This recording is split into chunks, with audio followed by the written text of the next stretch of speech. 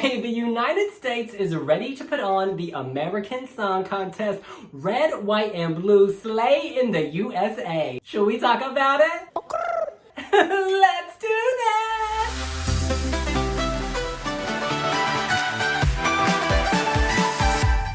Yes, it is time for all of you to forget the Star-Spangled Banner and start focusing on some Star-Spangled Booty, because the show is coming to you from the United States. Now, we've been talking about this since Eurovision 2019 in Tel Aviv, when Christer Björkman and his colleagues revealed they were working on the American Song Contest for the United States of America, honey. We are talking 50 states all battling it out to find the best original song in the United States of America. It is a Eurovision for the USA, but it is not important Eurovision to the USA. I think that's an important distinction. This is a show for the American audience. I'm looking at all of you: Alabama, Alaska, Arizona, Arkansas, California, Colorado, Connecticut, Delaware, Florida, Georgia, Hawaii, Idaho, Illinois, Indiana, Iowa, Kansas, Kentucky, Louisiana, Maine, Maryland, Massachusetts, Michigan, Minnesota, Mississippi, Missouri, Montana, Nebraska, Nevada. No, I always get confused with the ends. New Hampshire, New Jersey, New York, North Carolina, North Dakota, Ohio, Oklahoma, Oregon, Pennsylvania, Rhode Island, South Carolina, South Dakota, Tennessee, Texas, Utah, Vermont, Virginia, Washington, West Virginia, Wisconsin, Wyoming. All those states. Now, what will that show look like? Obviously, certain rules are going to be in place. There's going to be a limit of 6 people on stage, as at the real Eurovision, to create a level playing field, because y'all know California would drag out a whole 95-person, dance troupe or choir, because they got those coins. Also, songs will be limited to 3 minutes, because ain't nobody got time for somebody singing a 10-minute opera.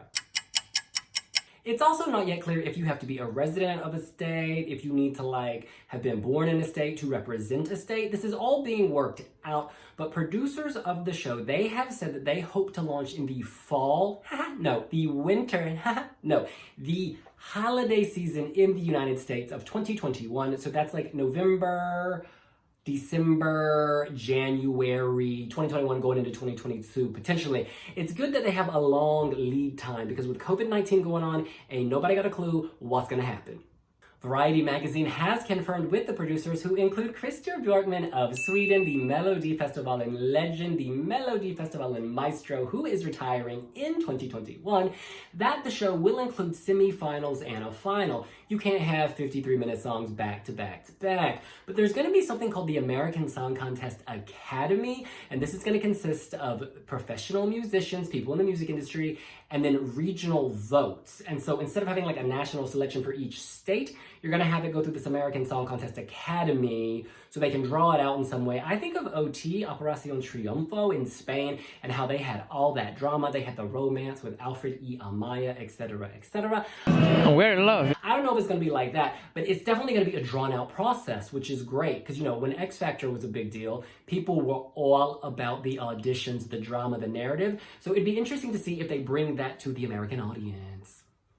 Oh, and we should point out, ain't no automatic qualifiers. There is no big 5 in this contest, so every single state is going to have to slay its way to the final. Now, Christer Björkman is, of course, innovative, amazing, has made Melodifestivalen the national selection, and he is super, super excited. He says, to have a chance to use everything you know about the format and redo it from the beginning, and to bring it to an audience that has no history with it, is such a privilege. Amen, hallelujah. We are in good hands, y'all. One of my favorite interviews I've done at Wiwibloggs.com is my interview with him in 2017 in Kiev. While I look like a hot mess in a t-shirt that's way too tight, he gives very insightful answers. You can watch that, links in the description. The show's executive producer has been confirmed as Ben Silverman. He is an American producer. He has been behind a lot of your favorite shows over there in the US of A. He was involved in the American version of The Office, which was imported from the UK, of Big Brother, which came over from Europe, of The Weakest Link. And speaking about Eurovision, he said, I just love the format. He has been working for decades to bring this to America, so he's going to put everything he can into this to make sure that it's a huge rating success. Now, the question is this: will it be a success? We thus far don't know who the broadcaster is. We don't know which broadcasters they've been talking to. We know nothing, how far along discussions are. A lot of people are suggesting that perhaps Netflix will take it, and this would make a lot of sense. They obviously aired the Eurovision movie, and the Eurovision movie has laid the groundwork for success of the song contest. It's kind of seeded the ground. It hit #1 on the Netflix USA movie chart. Why my neighbor's gotta be so loud? It hit #1 on the Netflix USA movie charts I'm gonna close this window. It hit #1 of the USA Netflix chart very, very quickly. It's considered Will Ferrell's most successful movie since 2014, the Lego Movie. You can Google that in Forbes magazine. There was a lot of buzz about it. So now Americans are very curious about this European curiosity, and they want to see what Americans can do to make it their own. And also, there are tons of other reality singing type show formats in the US, American Idol, The Voice, X Factor, The Masked Singer, etc., etc. Well, X Factor got canceled, but you take my point. There's an appetite for this type of thing, but all of those shows just feature covers. This is all about original songs, which will help it stand out. Now, we've got to talk about camp and kitsch. This is, of course, one aspect of the enduring popularity of Eurovision. It's the unique ways people present themselves and their songs, their creativity. Sometimes it's very over the top, sometimes it's very pared back. Now, I was really surprised recently when I was on BBC Breakfast. It's kind of like the Good Morning America of the UK, and we were talking about whether Eurovision can translate to America in this American Song Contest. And Cheryl Baker, who was in Bucks Fizz, which of course won in 1981, she was suggesting that perhaps Americans don't have a sense of humor and that they can't do kitsch and camp. I was really quite surprised to hear that. But so much of Eurovision is about self-deprecation, but also, you know, humour and that sort of European community feel. Do you think that will translate to the States? No, I don't actually. I think they've got a long way to go to get the kitsch and the cheese and the fun element of the Eurovision Song Contest. But let me just tell you, you guys, America can do camp. America can do kitsch. Look at the Super Bowl halftime show. Yes! Okay, you get Beyonce, you get Shakira, you get J-Lo, you get megastars doing fabulous things with feathers, bikinis, explosions. It is over the top nuclear. And then just look at beauty pageants. I always think of Eurovision as a musical beauty pageant, kind of like the Miss America of music. You know, in Miss America, some of those talent acts are OTT hilarious. Flaming batons, Miss USA's annual costume representing the nation. Okay, point of story, America can go big. America can be bananas. America can be cray-cray. Look at all the tours. Oh my gosh, all the tours from all these artists. Look at Britney's residency in Las Vegas. America can do camp. Now, there have, of course, been some negative comments from people online asking why is the United States having a contest for itself? This is Marseille. Marseille was writing on the Wiwibloggs comment section. This person says, how self-absorbed on a national level do you have to be to compete with yourself rather than with other countries in the continent? LMAO, I'm sure there'll be amazing diversity. Now, that is obviously said with great sarcasm, but it kind of, you know, hints at the reality. There will be great diversity. If you look at American pop music, it is not one-dimensional. You've got the pop factories of Los Angeles. You've got the rap music studios in Atlanta, where I am from. You've got the Miami Sound Machine, Latino music, Gloria Estefan, etc. coming out of Miami, those Cuban flavors. You've got New York, which is like everything. Kentucky bluegrass. Go to Honolulu. Check out that indigenous Hawaiian sound. Aloha, mahalo, you slay. Look about Alaska. There's a great Inuit musical tradition. You know, First Nations people all across America, from Wyoming to Oklahoma and beyond. Point of story is this is a smorgasbord of music, okay? American pop music is not just one thing. And Eurovision is not just pop music, may I tell you. It's often, you know, musicians drawing on ethnic or traditional, you know, national sounds. And you're also going to get that in America. America is a union of 50 different states, okay? The thing that holds them together is the federal government, but all these different states have their own cultural traditions, their own musical traditions. It's not as homogenous as a lot of people like to think. Also, it's not a matter of being self-absorbed, it's also a matter of practicality. The fact is, a contest like Eurovision Asia never got off the ground because it's very politically difficult to work across all those borders. There are geopolitical issues, there's diplomatic tensions, whereas if you're working with just within your country, it's much more straightforward. There's the common language, there's a broad sense of a shared cultural interpretation of music or like shared values, etc. So it's just much easier to work with. Also, there are lots of domestic competitions for tons of things. Look at the English Premier League, like it's English football. Look at the Great British Bake Off, which is kind of British chefs. Every country has lots of domestic contests, so I don't think that's particularly unusual. Also, state identity, can I just reiterate, it's super important. Look at the NCAA. This is collegiate sport in the United States. It dominates the ratings, whether it's basketball, whether it's American football. You see people going mad supporting their university team, and it's not just about watching someone throw a basketball into a hoop or watching someone kick football. It's about rooting for your local team, bonding around a shared identity. Georgia Bulldogs, okay, Alabama Crimson Tide, okay, we could go on and on and on.